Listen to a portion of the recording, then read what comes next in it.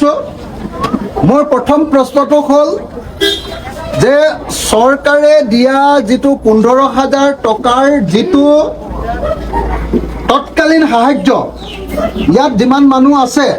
তাৰ কিমানটা পৰিয়ালে এতিয়ালৈকে তৎকালীন সাহায্যটো পালেতো লাগে প্ৰথম পুৱাবিলাকে হাতখন দাঙক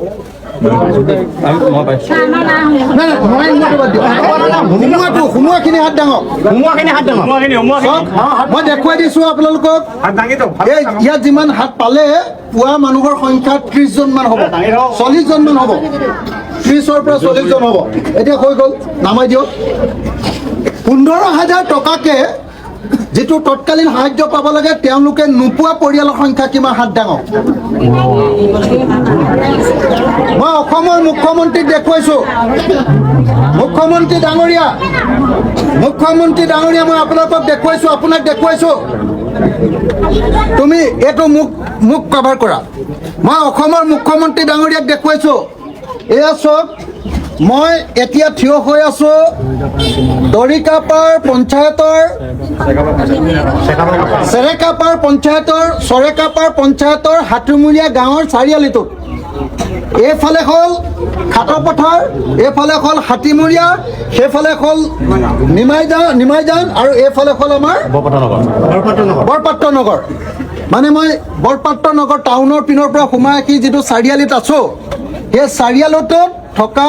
পৰিয়ালবিলাকৰ লগত কথা পাতোঁতে মুখ্যমন্ত্ৰী ডাঙৰীয়া মই চেৰেকাপাৰ পঞ্চায়তৰ মানুহৰ লগত কথা পাতোঁতে কিমানে 15,000 টকাটো এতিয়ালৈকে পোৱা নাই আজি কেই তাৰিখ 18 আগষ্ট তাৰিখৰ দিনা কিমানে পোৱা নাই হাত দাঙিছে চাওক এয়া কিমানে পোৱা নাই এতিয়া কিমানে পোৱা নাই এইটো হাতটো নমাই দিয়ক কিমানে পাইছে হাত ডাঙক মুখ্যমন্ত্ৰী ডাঙৰীয়া 3/1 অংশ মানুহে পাইছে 15,000 টকা আৰু 3/2 অংশ মানুহে এতিয়ালৈকে পোৱা নাই না 4/3 অংশ মানুহে পোৱা নাই ন 4/3 অংশ মানুহে পোৱা নাই যিমান মানুহে হাত দাঙিলে গতিকে মই আজিয়ে আপোনালোকক কৈ দিছোঁ এইটো মই মুখ্যমন্ত্ৰী ডাঙৰীয়ালৈ পঠিয়াই দিম আজিয়ে অলপ সময়ৰ পাছতে মুখ্যমন্ত্ৰী ডাঙৰীয়ালে মই চেৰেকাপাৰ পঞ্চায়তৰ কি চাৰিআলি বুলি কম